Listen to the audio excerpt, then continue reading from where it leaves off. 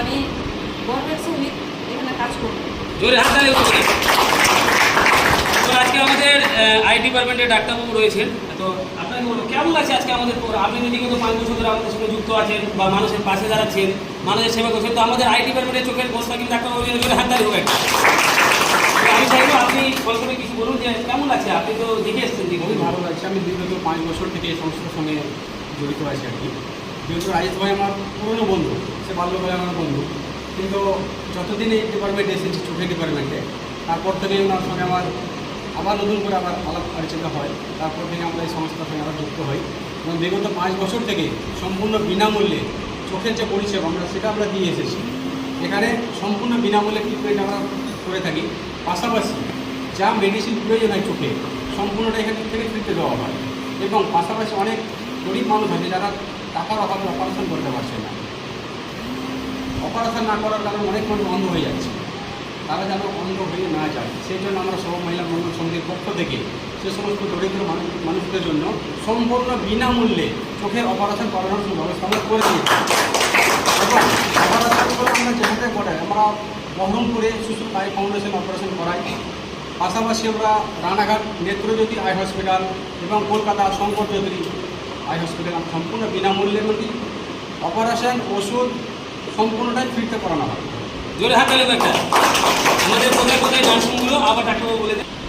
আমরা যে অপারেশনের পরিষেবাগুলো দিয়ে থাকি, সে পরিষেবাগুলো যে আমরা নার্সিংহোমে দিয়ে থাকি, প্রথমত আমরা বহরমপুর সুসুর আই ফাউন্ডেশন রিসার্চ সেন্টার আমরা দিয়ে থাকি।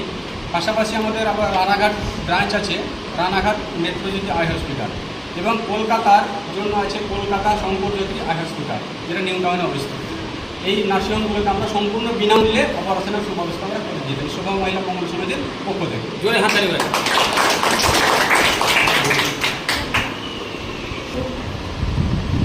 আমি একটা খুব গর্বিত যে উনি মনে হচ্ছে আমাকে ফোনও করেছিলেন, আপনি ফোন করেছিলেন, তো জোরে হাত তালি ওনার জন্য যে প্রথম উনি আমাকে ফোন করেছিলেন। আর এমডি আশরাফুল ইসলাম এই কাজের সম্বন্ধে বা কাজ বিষয়ে তো খুব ভালো লেগেছে আমাকে।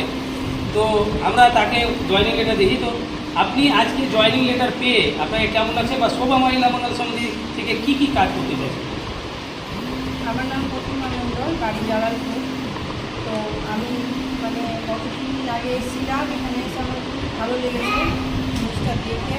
এমনকি আমি বলতে চাইছি সবার মঙ্গল মহিলা সমিতি থেকে আমি তো নিজে কাজ করবো, এবার অন্যদেরও আমি এখানে নিয়ে এসে কাজ করাবো। এটাই আমার সব থেকে বড় জোরে হাত তালি। মানুষের সুযোগ সুবিধা। এবার যারা গরিব মানুষ কিছু বাড়িতে বসে আছে, কাজ পাচ্ছে না, তবে এখানে তো কাজ করতেই পারবে। আপনার এখানে কাজটা কেমন, মানে মানুষের ভালো কাজ, এটা মানুষ কি কি ফ্রিতে সেবা আছে একটু বলতে পারবেন? ফ্রিতে সেবা আমাদের যে চোখের যে কোনো অপারেশন ফ্রি, ওষুধ, আর বাইরে থেকে চশমাটাই কিনতে হবে। অপারেশনের জন্য যা যদিও লাগে ডাক্তারাই সেটাই করবে। তার রক্ত আমাদের কোনো কারো সে রক্ত যদি প্রয়োজন পড়ে, তো আমরা বিনামূল্যে সেটা আমরা দিতে পারবো আর কি। হয়তো কারো, আমাদের পরিবার না, গ্রামে হয়তো কারো রক্ত প্রয়োজন, তো আমরা যদি জানতে পারি তো আমরা ওটা ব্যবস্থা করে দিতে পারবো। জোরে হাতে লোক যেন উনি ওনাকে জানার অর্থ একটা যে উনি যেন বলতে কি পারছেন, মানে সাধারণ মানুষকে কি বলতে পারছেন যে আমাদের এখানে কী কী সেবা আছে, তার জন্য সেটা আমরা ওনার কাছে জানার চেষ্টা করলাম। তো আমাদের যিনি আপনাদের সকলের কি যে এত শোভা মহিলা মঙ্গল সমিতি আমার কাছে নিয়ে এসছে, যিনি আমাদের মাস্টারমশাই সুব্রত দাস, জোরে হাতে লোক, এবং ওনাকে সংক্ষেপে কিছু বলার জন্য অনুরোধ করবো যে আজকে আপনাকে কেমন লাগছে। নমস্কার, আমি সুব্রত দাস। তো বিগত 6 মাস থেকে আমি শোভা মহিলা মঙ্গল সমিতির কার্যকলাপ ওয়াচ করছিলাম। তো দেখে ভালোই বুঝলাম, বোঝার পরে রাজেশ মালদার স্যারের সঙ্গে যোগাযোগ করলাম। তো এর মধ্যে তখন এখানে সমস্ত কিছু মহিলাদেরই ব্যবস্থা ছিল।